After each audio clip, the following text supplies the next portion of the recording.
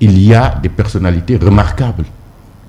Il faut que cette affaire de la Casamance soit l'affaire de tous. Nous, dans notre plateforme, dans notre contrat de législature, on avait proposé une commission parlementaire spéciale pour la paix définitive en Casamance, chargée d'auditionner, d'écouter, d'entendre, aussi bien en public qu'à huis clos, parce que certaines choses doivent se faire à huis clos, ce n'est pas sur la place publique, pour trouver les solutions définitives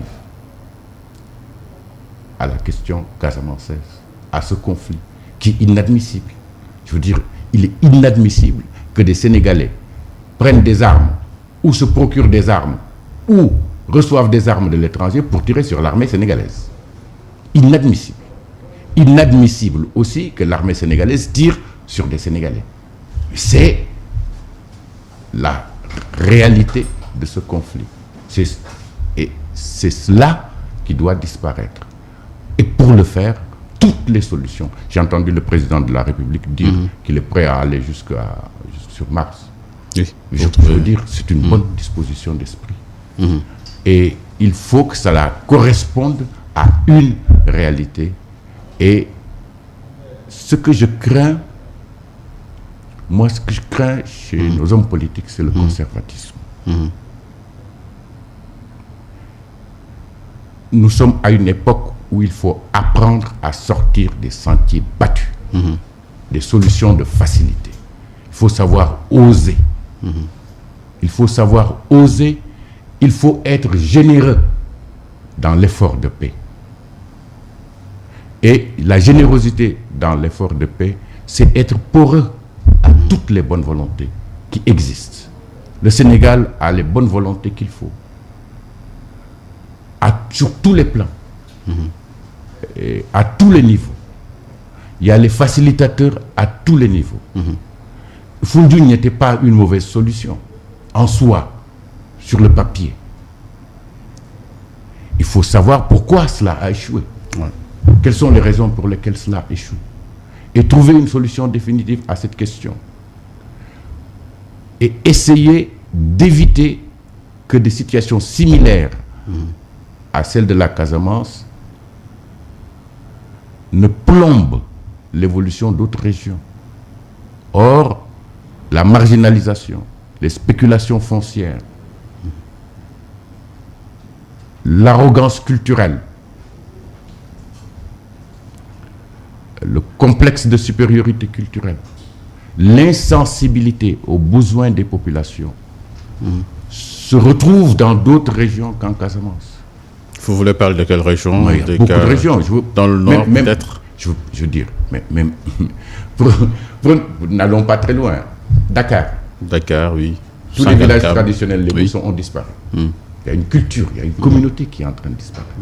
Avec la spéculation foncière, avec les terres, les bouts en tant que tel. C'est pas loin. Ça peut créer des frustrations. N'allons pas plus loin, Thiès. La commune est en train de liquider les communautés rurales qui sont tout autour. Il y a besoin d'avoir des maisons, de construire des maisons.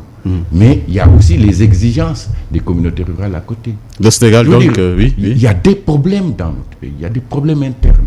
Le Sénégal assis sur une poudrière, on parle même de menaces terroristes, avec notamment la présence d'AQMI au Mali.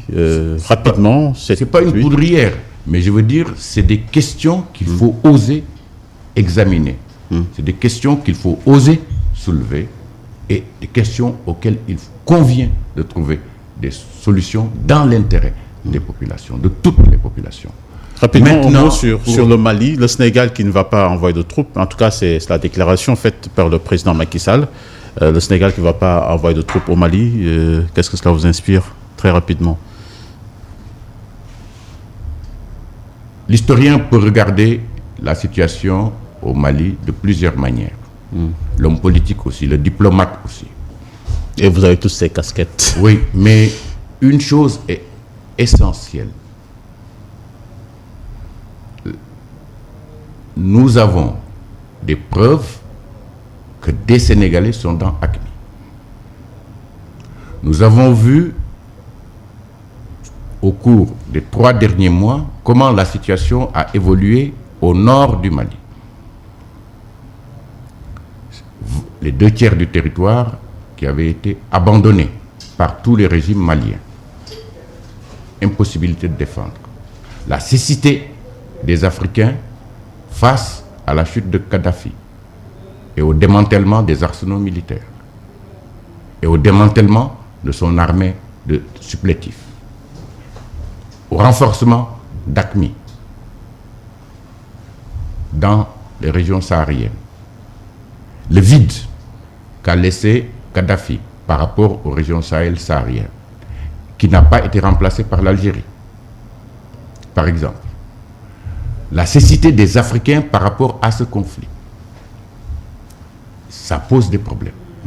L'autre question, c'était une coalition entre le Mouvement national de libération de l'Azawad et AQMI. Et vous avez vu maintenant que c'est AQMI qui prend le dessus. C'est la stratégie habituelle de l'AQMI. S'allier avec qui le diable, s'il le faut, assurer ses positions de force et assurer une position de domination. Il y a un troisième aspect qui est extrêmement important. C'est la destruction des biens culturels qui sont, par exemple, comme à Tombouctou, patrimoine de l'humanité. Oui. Donc, on porte atteinte à la culture d'un pays. Alors, lorsque vous regardez ces 3 phénomènes, on a l'impression de se retrouver en 1939. En 1939. C'est-à-dire la bienveillance des démocraties occidentales vis-à-vis du nazisme.